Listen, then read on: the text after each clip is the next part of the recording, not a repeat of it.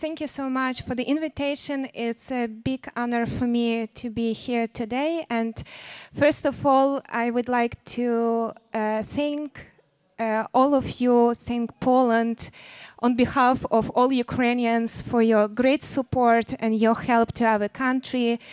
There will be no enough words to express our gratefulness and appreciation. And thank you so much again. And we in Ukraine believe that only together we can defeat this enemy, and we will definitely win. Thank you so much. But now it's a little more, less pleasant theme to talk about. It's Russia and Russian informational war against Ukraine and against the war. Nothing is true and everything is possible. This is a title of the book written by the famous British journalist and author Peter Pomerantsev, and it was written like years ago, but in my opinion it is express and explains a lot about the current situation in Russia. As my colleagues from the previous platform have mentioned already, that Russian cyber attacks as well as Russian propaganda and informational war has started long before the full-scale invasion in 2022 and even long before the military aggression in 2014 and occupation of Crimea. That is why we can state that Russia has started its war, informational war against Ukraine and against the whole world decades ago. And in Ukraine, on both state and public levels, we realized how threatened is Russian information can be, and that's why on both levels we have developed different platforms and instruments and mechanisms to counter Russia disinformation.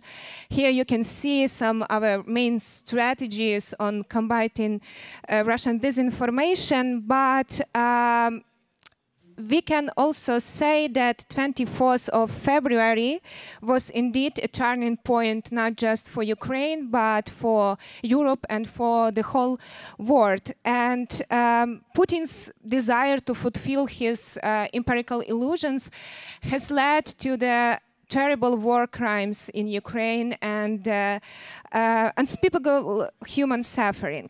And the Kremlin's lies and the disinformation have served actually to enable the atrocities and war crimes committed by the Russian aggression. And I'm going to skip quite a bit and gonna back to that if I have time. So that's when we talk about Russian disinformation, informational war. That's what I meant when I called it a threat to the war. And that's what I mean when I can say that Russian information is a weapon. And the fact that information is a weapon in the hands of aggressor can be also proved by the numbers. For example, in January-March 2022, the expenditures of the state budget of the Russian Federation on state TV channels, also on different platforms, publications, jumped 2.3 times compared to the same period last year. So for 3 months of 2022, it is 217 million euros.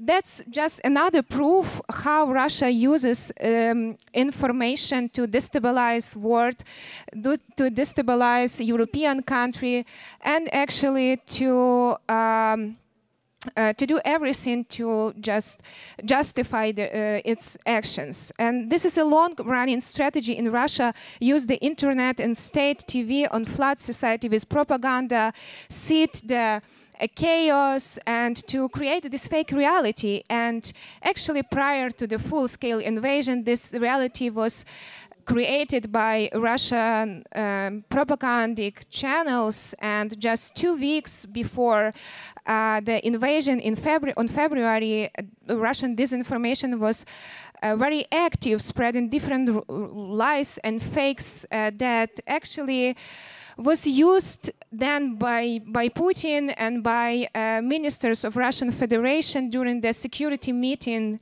before the recognizing the so-called People Republic, LDNR, DNR, and it was actually just a statement that Putin made before invading Ukraine.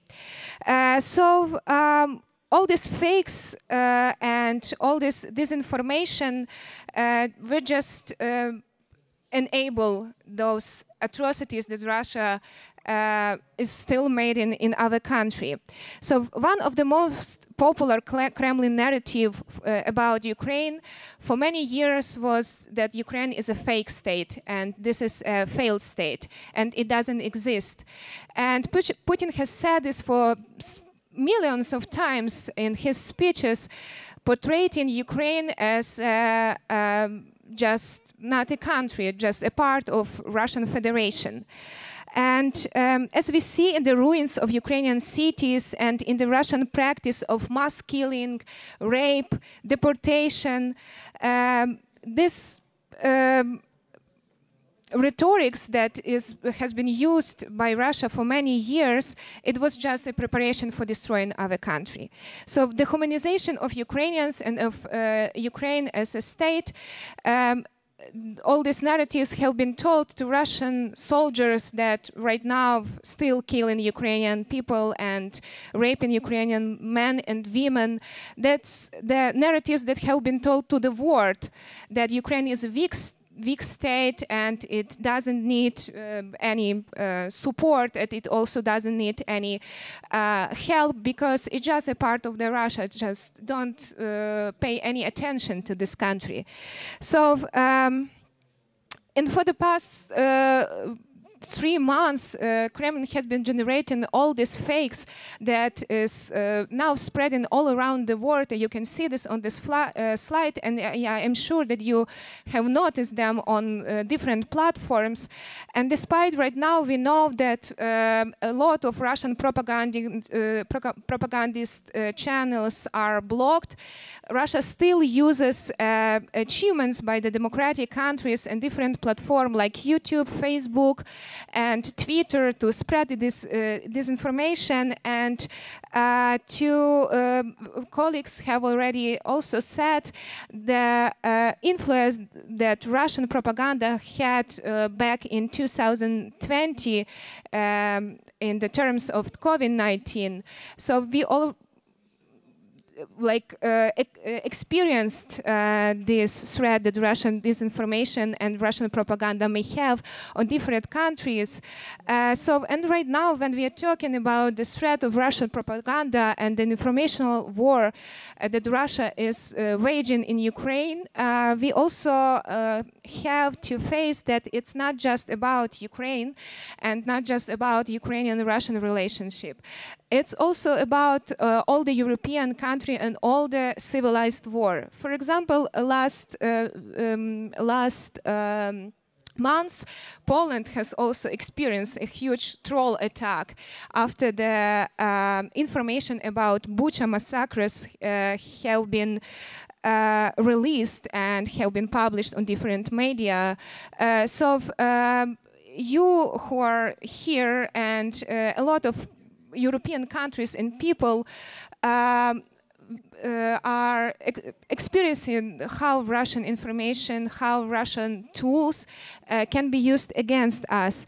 And now when we all know that it's not just something abstract and it's real, but because when we're talking about information, we may call it like a weapon, because now in Ukraine, a Russian weapon and missiles hit Ukrainians and destroy Ukrainian houses, but Russian information and disinformation, those are invisible bullets which destroys people's mind. So we have to pay attention to this, and it's not gonna stop when Ukraine will win, for example.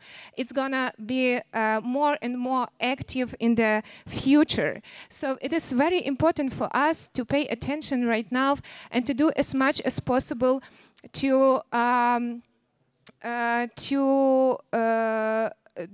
to stop this flood of disinformation, to sanction all the channels that are now spreading disinformation in European countries and all around the world.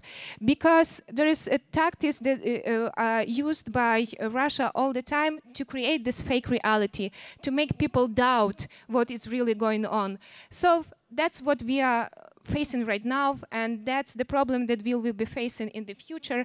And here, for example, I've just pictured some channels that still working on the different platforms in Europe. And we also have to recognize that it's not just in Europe, but in India, in China, which is really a great place to spread Russian disinformation right now. And unfortunately, we in Ukraine don't have enough tools to work with the Russian propaganda in China, for example.